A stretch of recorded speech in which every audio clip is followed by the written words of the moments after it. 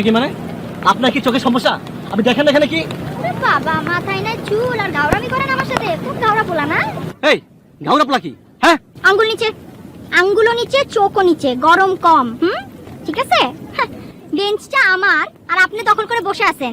গাওরামি দেখাইতে হলে অন্য জায়গায় যে গাওরামি দেখান, এইখানে না। আপনি শুনেন, এই বেঞ্চ আমার, আমি ভাড়া করছি, আর যদি নাই হয় আমি কেন এখানে শুয়ে আছি? আপনি এখানে শুয়ে আছেন কেন সেটা তো আমার জানার দরকার নাই, এটা আমার হেডেক না। ঠিক আছে, আমি বেঞ্চটা ভাড়া করে একটু দূরে গিয়েছি আর আপনি এর মধ্যে দখল করে ফেলেছেন না।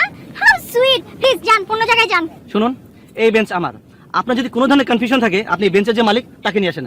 কনফিউশন আমার নাই, আমি 100% ঠিক আছি। কনফিউশন আপনার আছে। আপনি চাইলে মালিককে এখানকার সবাইকে ডেকে নিয়ে এসে প্রমাণ করতে চাইলে করতে পারেন। আপনার প্রবলেম আছে, আমার প্রবলেম নাই। আমি কিসের জন্য ডাকবো? আমি আপনাকে লাস্ট টাইম বলে দিচ্ছি, আপনি এখান থেকে সরবেন। আর আমাকে যদি আপনি দুই চারটা মেয়ের মতো মনে করেন তাহলে ভুল করবেন। আমি দুই চারটা মেয়ের মতো না, আমি ভেরি ডেঞ্জারাস পারসন। ঠিক আছে, বলেছি ভাই।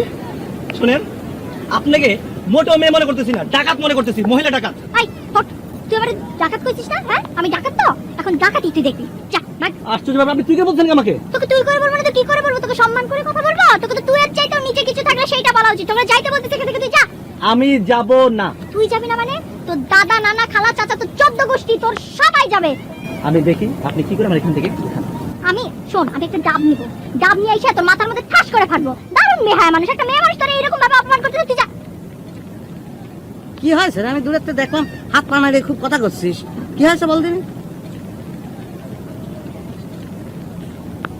এই পিস আবার কে? পাইপটা পরিষ্কার করে নিতে মানে ধরেছেন কিছু তুমি বালু লাগিয়েছে ধরতে তোর সাথে না? হ্যাঁ হ্যাঁ, চেহারা দেখলেই বোঝা যায়।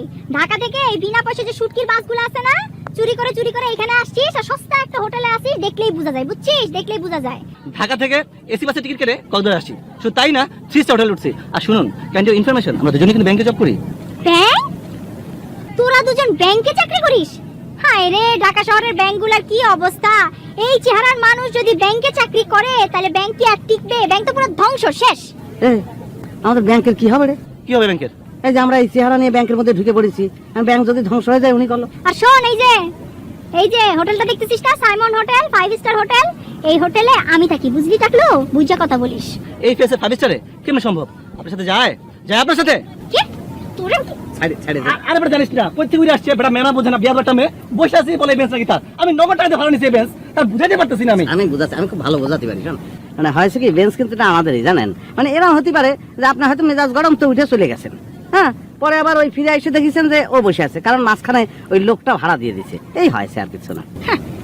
বললেন আপনি আর একটা কথা, আর আমিও বুঝলাম আর একটা কথা। দেখছিস, বুঝলাম বেয়াদব। আরে ভাই ছাড়ে দে, অবলা মেয়ে মানুষ। কারে অবলা বলে? কারে অবলা? হ্যাঁ না, আমি বলেছি কি, ওই মানে অবলা বলেছি এই জন্য যে ও যদি উঠে খাড়ায় আপনার ধরে না, তাহলে মোচড় দিলে ভেঙে যাবেন। কারে মোচড় দিলে কে ভাঙবে না ভাঙবে সেইটা আমি পরে দেখে নিব। ঠিক আছে, খাবো ডাব, কি করলেন আপনি? যা খুশি তাই করে খাবেটা। আর এই বেঞ্চে তো জীবন আমি বসবো না, নোংরা করে দিছেন এইসব। ভাই ডাব খাবো কিরাম করে? ডাব খাবো কিরাম? দেখছিস? এ ভাই, দেখছিস? টাকা দিয়ে কিনছি। আরে বেয়াদব একটা মেনা বোঝে না, কিছু বোঝে না।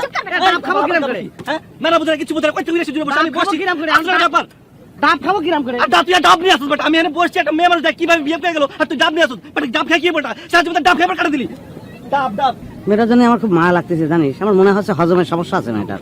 হজমের সমস্যা হলে পরে কিন্তু মেজাজ তেরি হয়ে যায়, জানিস। কারণ আমার আত্মীয় স্বজনের মধ্যে কেউ যদি হতো তাহলে পরে টিপি ফল কিনে দিতাম, আধা কেজি খালি পরে একদম পেট ঠান্ডা, বুঝেছিস। ডাব খাবো কিরাম করে? আবার ডাব? ডাব তোর বাড়ি দর্শন না হয়ে বুঝছো, ওই বরিশাল তাহলে নাইকেল দিন আসেন বাড়ি